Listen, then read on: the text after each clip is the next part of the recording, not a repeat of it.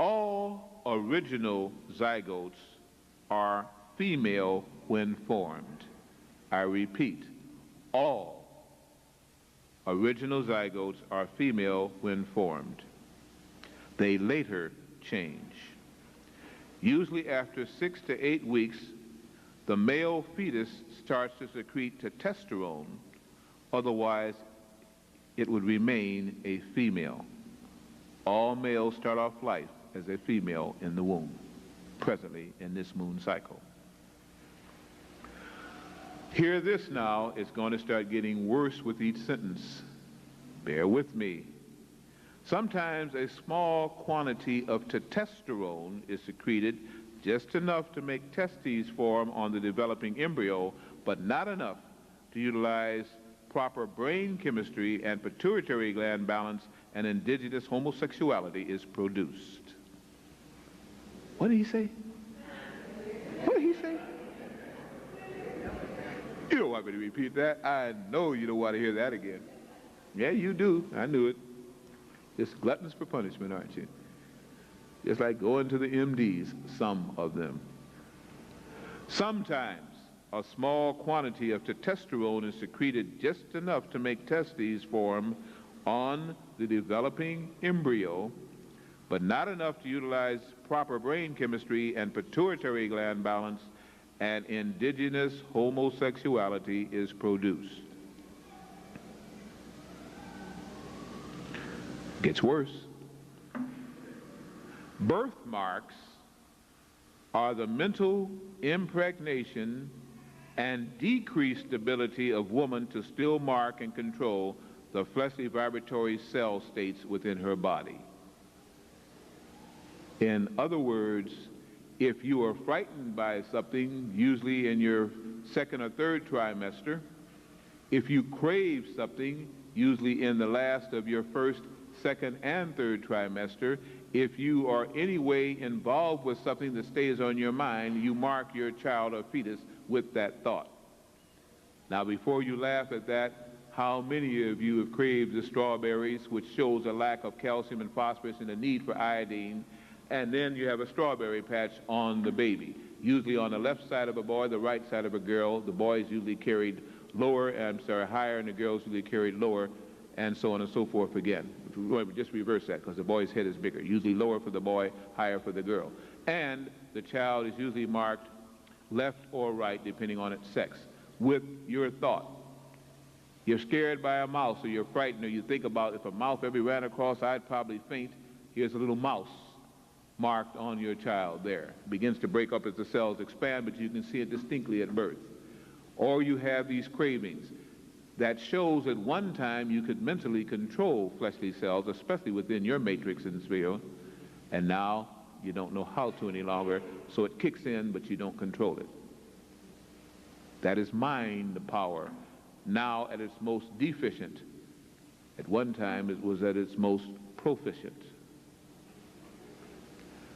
Dermoid cysts are the undeveloped cells starting the first trimester of fetal development, and microscopic examination will verify that fact. You are budding outside of the womb. Most cysts are mutating cells that do not follow a pattern.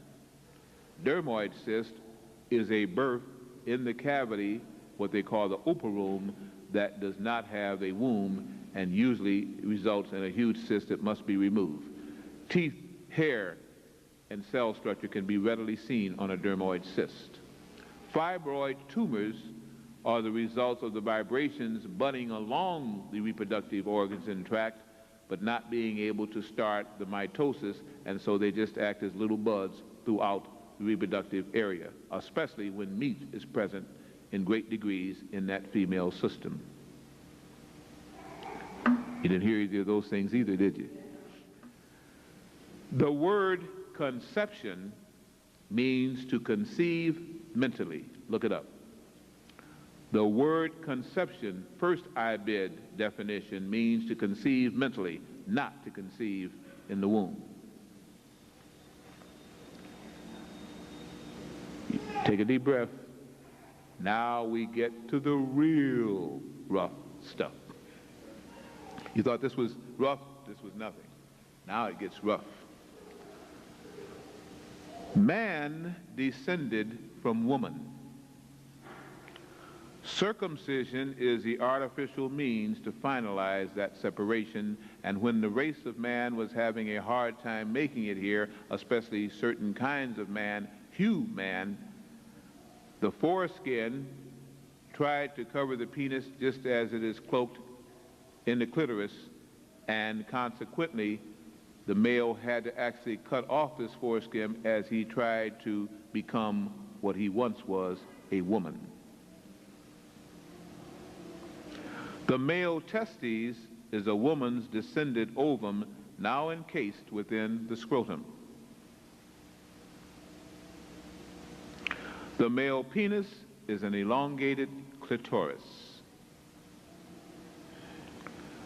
The female fallopian tubes, named by Fallopius again in 1523, is nothing more than the male vas deferens or urethra duct, which is both of the fallopian tubes joined together, an amalgamation of the fallopian ducts. The male prostate, which males usually by the time of 12 to 40 have problems with and usually don't even function well after 40, the reason why is now going to be explained to you. It is nothing more than an atrophied womb. And every man has the vestibular mammary glands that go along with it, and during times of pregnancy of a woman can lactate. And during times of the month can lactate too, especially if those mammary glands are titillated or excited. I know it's rough to hear it and take it, but you think about it, and when you find me wrong, then we'll talk about it. The bulbourethra glands of the male are equal to the larger so-called vestibular glands of the woman. It simply means that amongst the male gland reproductive is a gland called the orchic.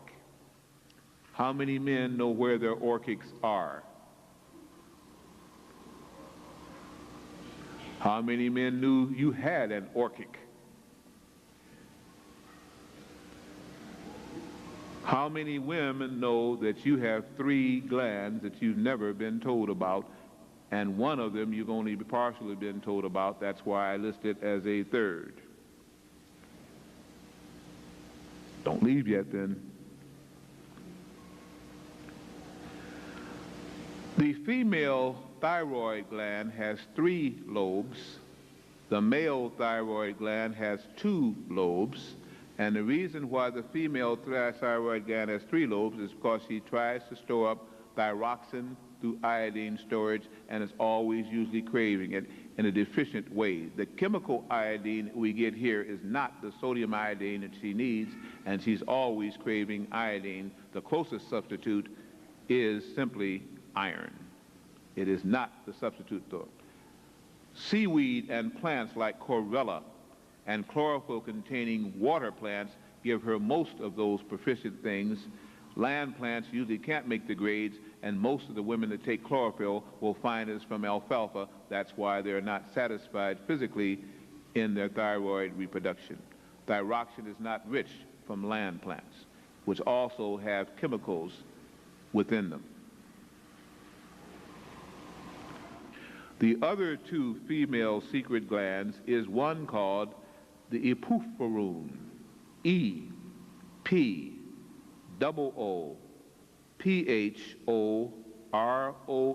the epiphoron. In good physiological guides and studies of physiognomy, it is between the ovary and the uterus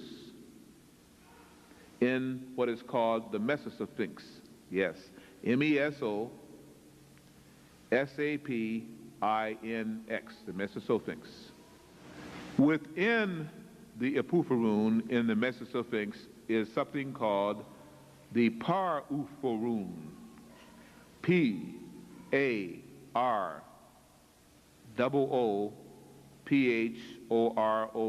the parophoron. It produces seminal fluid and seminal secretions, just like in a male.